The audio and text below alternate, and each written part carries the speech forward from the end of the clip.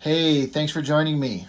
I've had several people ask me if I'd ever look at these books, and I've got these because I have one of my viewers. He's been watching for a long time since I've been doing videos. One of the longest watching subscribers to my channel. Doesn't comment too often, but I know he's there. Guy just goes by the name B-Side Comics on YouTube and Instagram. And he sent me, before I did a video on this 7-issue series of Captain America City on Ice, an older story drawn by Ron Lim. He sent those to me because I meant, I didn't have them. And he'd like, hey, I think these are great. If you don't have them, do you want to, I'll send them to you. I'm like, great, thank you. That's super awesome. I appreciate it so much.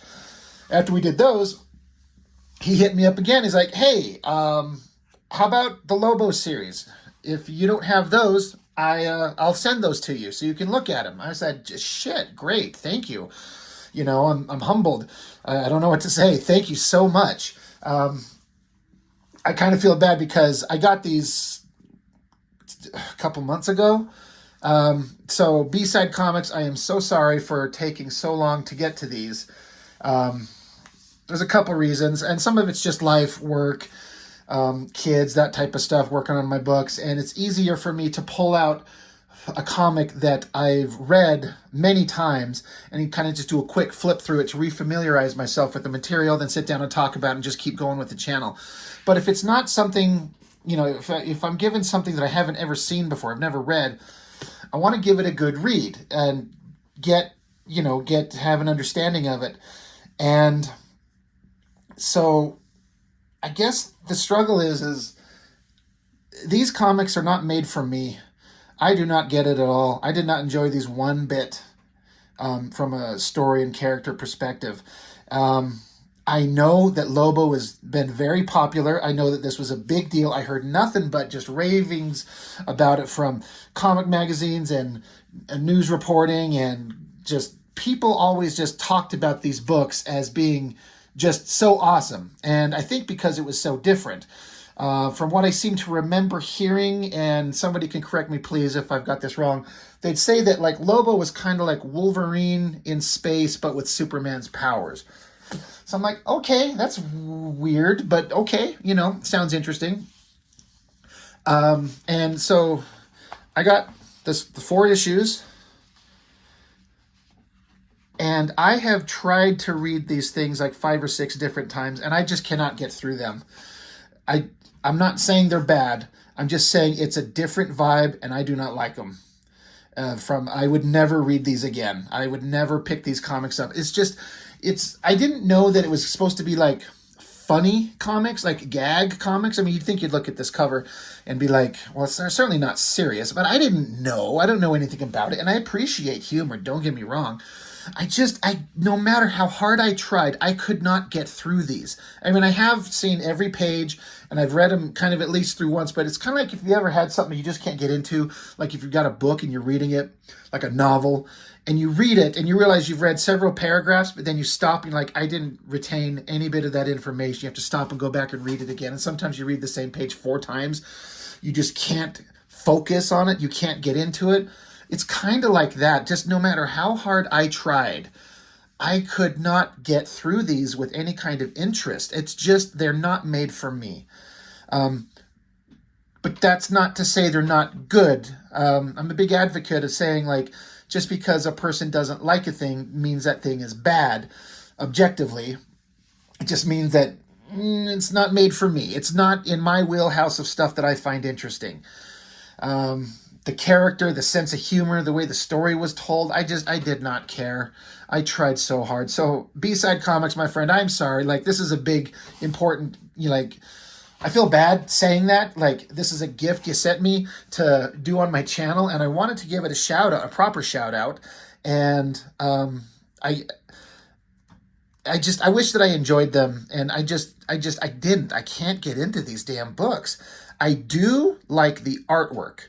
Simon Bisley as an artist, I mean, I don't care what it is. It's pretty awesome no matter what it's like. These covers, like this one, I don't know what media this is. It's like paint and colored pencil or something to that effect. It's not just a black and white ink drawing. It's pretty visceral and pretty interesting, and it's pretty iconic. I also love the logo, the Lobo logo. I think it looks great. All of these covers, kind of painted, kind of odd, not your normal everyday standard superhero comic stuff, which I understand is probably part of the big reason that these stood out to people, because it's different.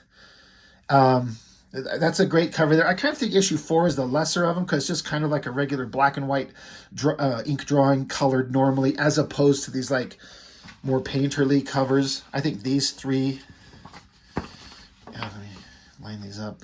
I think these three look the best as far as a piece of artwork. But I could not get through these. I could not get interested. I could not get invested. So I kept setting them down after I tried to read them once. I'm like, okay, I'm not vibing on this today. I'll come back to it tomorrow or next week. And then I would try, and weeks would go by, and I'm like, oh, God damn it, I got to get to those damn books. I need to sit down and read them. And I've tried, and then I put them aside again, and I try again, and I try again, and I'm just like, I kind of gave up trying to force myself to be invested in these as far as a story. Now, we're going to give a flip through them all.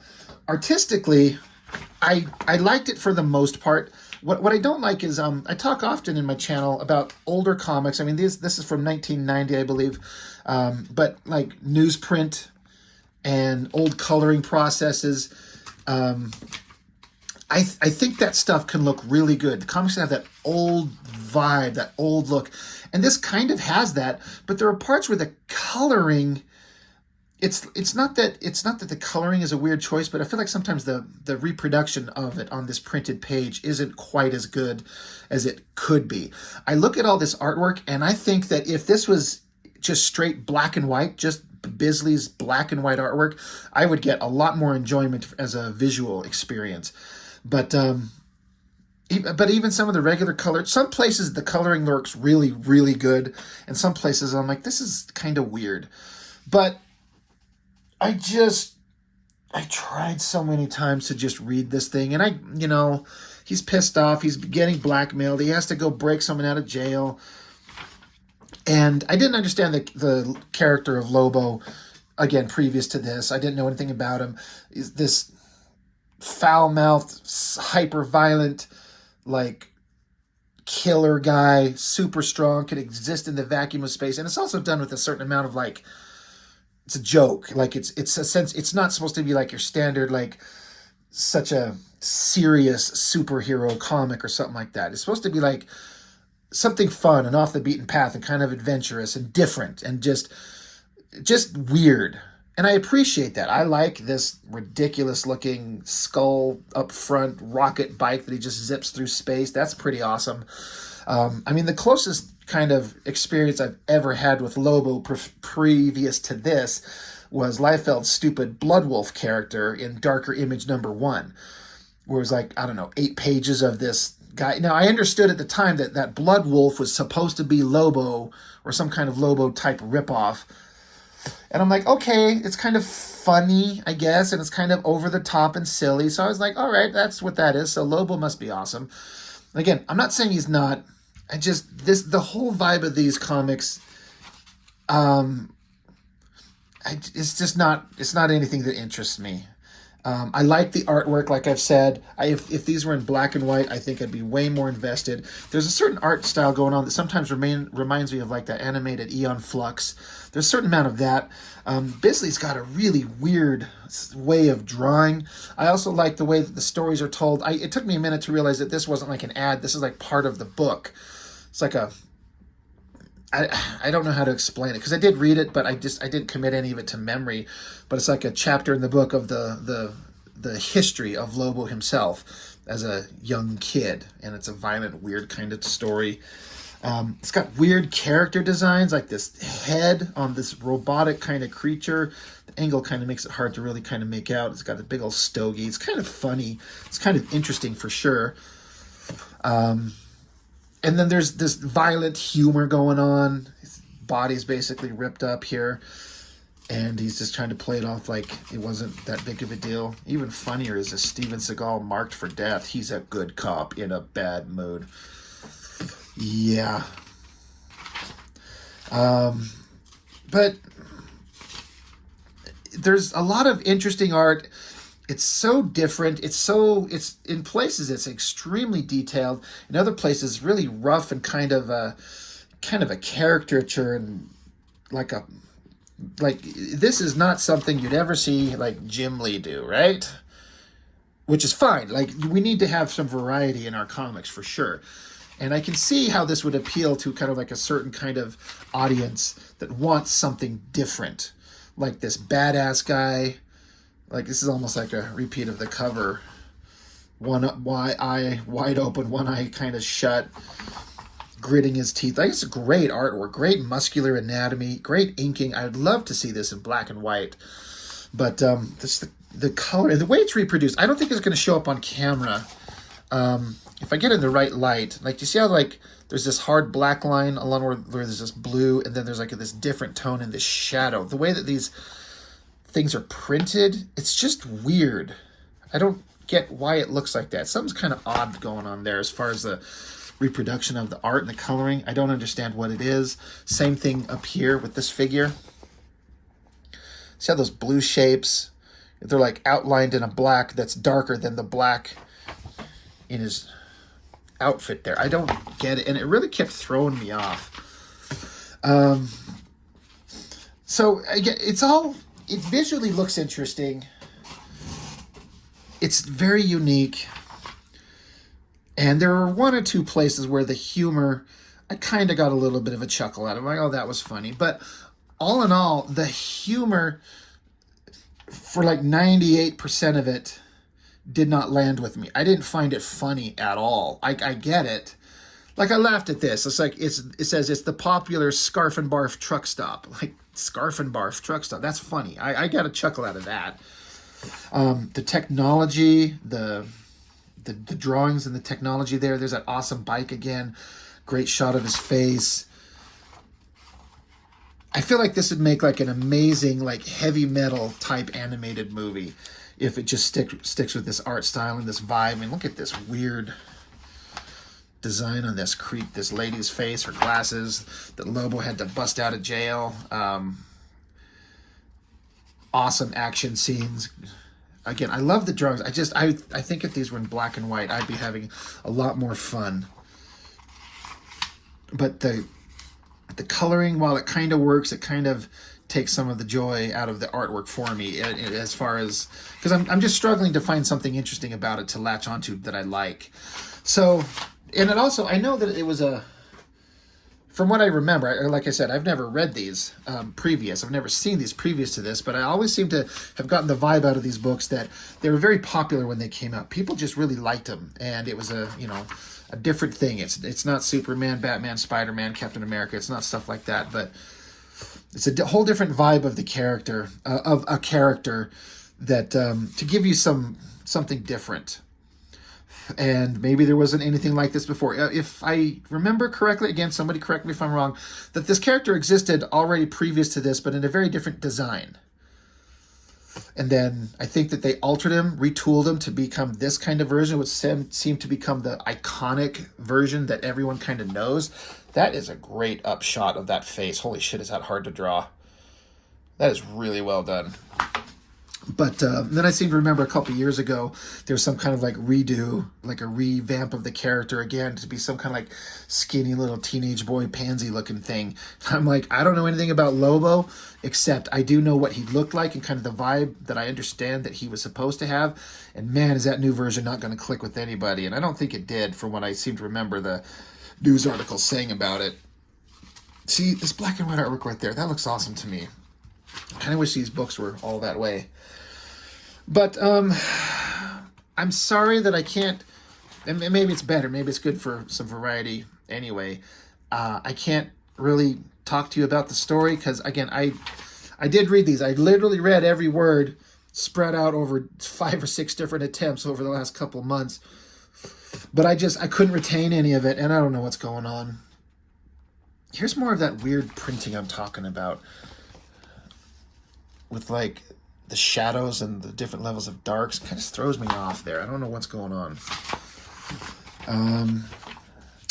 One thing I did like, it showed up, and I'm sorry, it has nothing to do with the comic book, but this thing, I'm like, what the hell is this little insert? Here's your souvenir poster, tear out on perforation. I'm like, what is this? I'm like, oh my God, it's a Predator 2 promo poster. I used to have this as like a full-size poster, this image, as a full-size poster on my wall as a teenager for a long time. I loved the Predator. I thought Predator 2 was a great movie. It's the second best one out of them all, and it's way better than a lot of people gave it credit for. So I thought this was kind of a weird little, like, boy, they're really pushing Predator to throw a whole poster in the middle of a DC Lobo comic. So that was kind of a random-ass thing. Like, oh, that's funny. But it's something that I could connect. I'm like, oh, I like that. And I'm like, oh, okay, right. I got to get back to this weird comic. Great inking, great shadows. I feel like there's some great drawing going on here that the coloring is completely fucking up. It's hiding it and flattening it out and making it look strange. I don't know. Was this printed in the same way in every book? Like, if you're looking at this and you're familiar with these books and you've gone over them, you know, you've read them a bunch of times. Does this look exactly the way the version that you got? Are there any different versions on this? But the coloring's kind of, I think the coloring's kind of fucking up the drawing in some places here. Like, that doesn't look good. It's all kind of working there. Like I said, it's got like a heavy metal kind of vibe. Like a very alternative comics kind of thing going on. Giant, but like lizard people chasing him down. There's some great technological stuff. Great ship designs. Again, I think the coloring is not helping it. It's so weird. It's not my favorite, but the technological design of that thing looks great. Great inking on all this. Issue 3.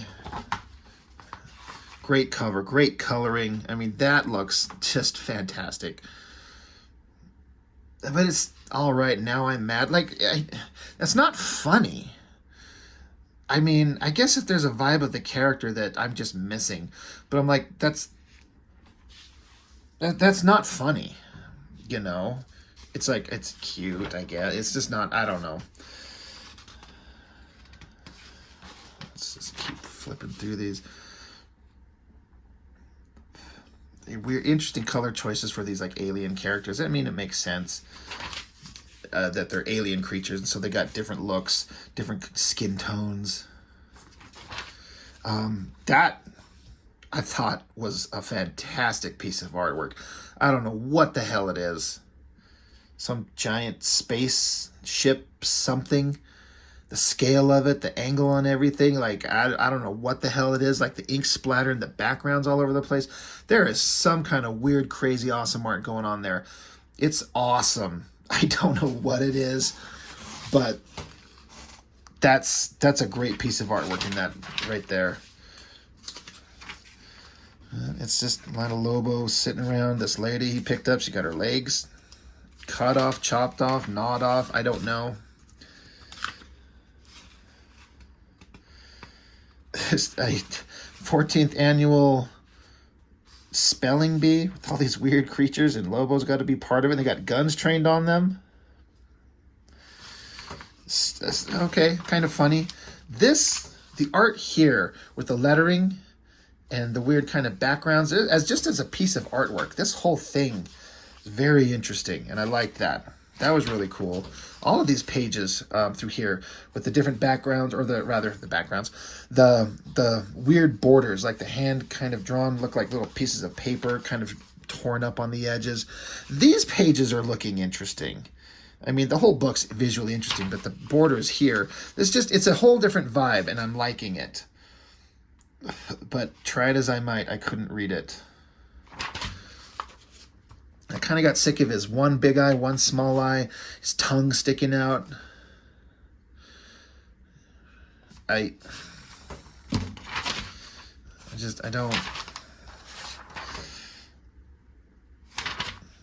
don't know what else to say. I mean, I'm certainly not trying to say I'm advocating for like standard, tried and true, boring, everyday superhero comics. Because if you watch my channel, I talk about a lot of stuff that I grew up loving as a kid. Old Wildstorm, old Top Cow, old Extreme Studio stuff that I was like, as a kid, I thought these were amazing. As an adult, reading them now, I'm like, these are actually really shit comics. And so I'm like, I know that these are revered, and I know that they're not shit. It's just a different vibe that appealed to a different kind of audience. And I'm just repeating myself. I could not get into it. So I found myself just kind of enjoying the artwork as we go along. Guy Gardner, and I'm not a DC guy either. I like Batman, Superman, Wonder Woman. I like kind of the big characters, but I don't understand what Guy Gardner. I don't get it. I don't understand it. An interesting picture of Batman kind of works. There's more of that weird printing with the blacks, like the black outline around the edges where the blue and the black meets. There's a heavy, thick black line, and then this part that's filled in the middle. Like, what is going on? It just ruins the image. They really fuck it up. That is a hell of a shot. I love the art. That is some crazy detailed work there. I got to give it to Simon. I almost said Stelfers. Jesus Christ, Bisley.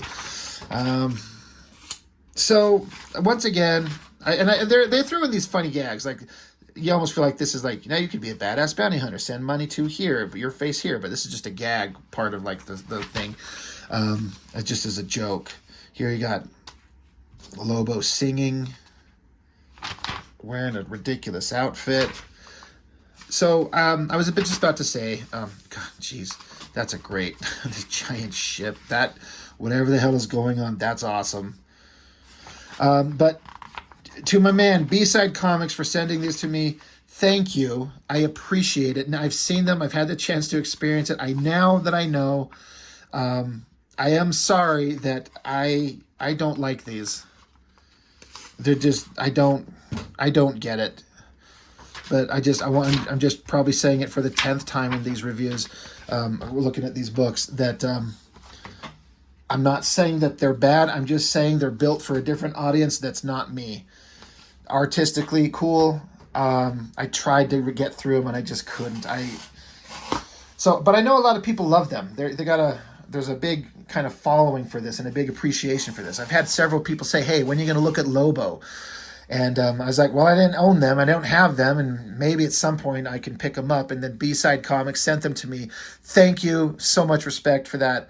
I wish that I could tell you that I enjoyed them. I mean, it's bound to happen, to get stuff that I've never read is not going to be like, oh my God, I can't be a hypocrite. I don't want to lie to somebody and say it was amazing when I didn't think that they were, just to pander to an audience and not make somebody mad who loved these or something like that. I got to just be honest, as my opinion is all it is. I did not get it. I did not like it, but it doesn't need me to like it because it was successful. As far as I understand it, this is a character that's got a long running legacy and people liked them and it was popular. And I don't know what the current status of this character is. I have not a clue, but it's not going to always connect for everybody. It doesn't connect for me. But I'm glad that I got the chance to be able to see them and kind of understand it. So I guess that's all I've got. So B-Side Comics, thank you again. I'm sorry that I couldn't get into it. I couldn't like them. I didn't like them. It's not my thing. But I was glad to get the chance to see them. So if you are somebody out there, one of my viewers, any of my viewers, if you read these and you liked them, tell me what it is that you liked about it. Was it just the weird off-the-wall nature of it? Was the crazy different artwork, the sense of humor? What is it about these that appealed to you if these are something that you were really into? I'd really like to know. But it sure wasn't anything that connected with me. So that's all I've got for now. So as always, thank you for watching. I appreciate it. And I'll catch you on the next one.